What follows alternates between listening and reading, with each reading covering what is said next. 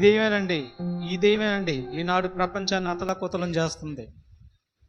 ఇదే దెయ్యం, గుర్తుపెట్టుకోవాలి. ఇదే దెయ్యం ఈనాడు ప్రపంచాన్ని అతలాకుతలం చేస్తుంది. మనిషి హృదయాన్ని ప్రేరేపిస్తుంది, మనుషుల్లోకి వచ్చేసేస్తుంది. వచ్చి మోసం చేసి దేవుడికి దూరం చేసి తనతో పాటు నరకానికి తీసుకుని వెళ్తున్నటువంటి క్రిమినల్ బ్రెయిన్ కలిగినటువంటి దెయ్యం ఇది. ఇది మనల్ని చూస్తుందండి. ఇప్పుడు మిమ్మల్ని అందరిని చూస్తుంది, నన్ను చూస్తుంది. వీడు దీన్ని నా గురించి చెబుతాడా, ఈ వ్యవహారం తేలుతానని చెప్పి అది నా గురించి, ఇదిగో మన అందరి గురించి చూస్తుంది. అది జాగ్రత్తగా ఉండాలి. ప్రేమించిన బిడ్డలారా, జాగ్రత్తగా ఉండాలి. తర్వాత మత్తయి సువార్త 4:10 ఈ లోకాశల్ని యేసుక్రీస్తు వారు కూడా చూపించిందండి.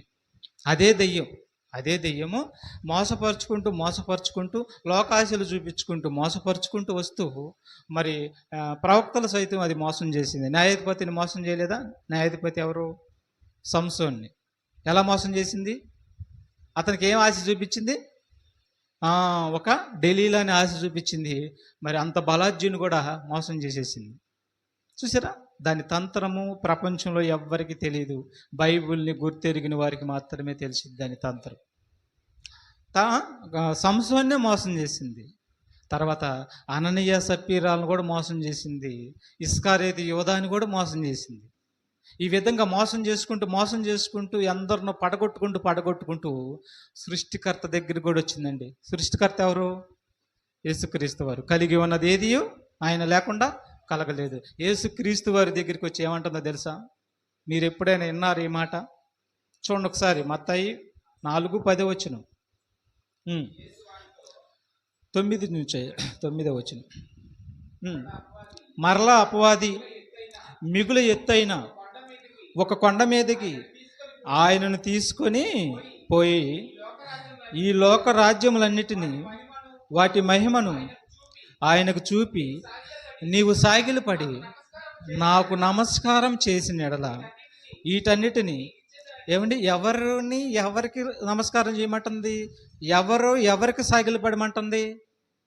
బాగా అర్థం చేసుకోండి మీరు. దెయ్యం అంటే అర్థం కాదు ఈనాడు ప్రపంచానికి.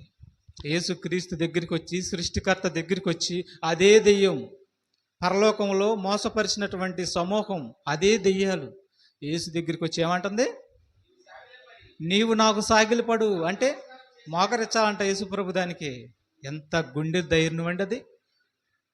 నువ్వు మోకరించి సాగిలపడి నాకు నమస్కారం చేస్తే ఈ లోకంలో ఉన్నటువంటి బంగారం, వెండి సమస్తం నువ్వు కోరిందల్లా నీకు ఇస్తాను అని అంటుందండి. అని ఆయనతో చెప్పగా యేసు వానితో ఎవరిని పొమ్మన్నాడు? సాతానా పొమ్ము అంటే యేసుప్రభుకి ఏం చూపిస్తుంది? అది లోక ఆశలన్నీ చూపించేస్తుంది. నువ్వు నాకు మ్రొక్కు, సాగిలపడు, నమస్కారం చెయ్యి అంటుంది యేసుప్రభుని. ఈనాడు మనం కూడా ఈ లోక ఆశలన్నిటిని పెట్టుకొని దేవుడిని కానీ విడిచిపెడితే నువ్వు ఖచ్చితంగా సాతాను దగ్గర మోకరించి నమస్కారం చేస్తున్నావు, సెల్యూట్ చేస్తున్నావు సాతానికి. దానికి నువ్వు మ్రొక్కుతున్నావు. దానికి మ్రొక్కుతూ దేవుడా దేవుడా దేవుడా దేవుడా అని నువ్వు అంటున్నావు. అట్ట మోసం చేస్తుందండి. అప్పుడు యేసుప్రభు వారు ఏమన్నాడంటే, సాతానా పొమ్ము, నీ దేవుడికి ఈ ప్రపంచంలో ఎవరైనా సరే ప్రభు అయిన నీ దేవుడికే మాత్రమే మ్రొక్కాలి అంటున్నాడండి.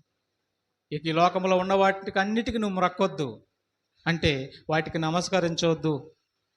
దేనికైనా అది ఎంతటిదైనా సరే దానికి సాగిలి పడొద్దు, దాన్ని దేవుడి కంటే ఎక్కువగా ప్రేమించొద్దు అన్నాడు. కానీ అది ఏం చేస్తుంది? సిద్ధిని ఆశను చూపిస్తుంది. ఏదైతే యేసుప్రభు విసర్జించాడో, ఏదైతే ప్రవక్తలు విసర్జించారో వాటన్నిటిని అది మరి ఆశలు చూపిస్తుందండి. సిరిని, బంగారాన్ని, వెండిని, ఉద్యోగం కావచ్చు మొదలగు వీటన్నిటిని ఆశలు చూపిస్తుంది. ఏమంటే పని చేసుకోవాలి కాదని అంటలేదు. దేవుడు పనికి, దేవుడి ఆలోచనలకి పక్కన పెట్టేసి కాదు, మొదటి ప్రియారిటీ దేవుడికి ఇవ్వాలి, తర్వాత నీవు పని చేసుకోవాలి.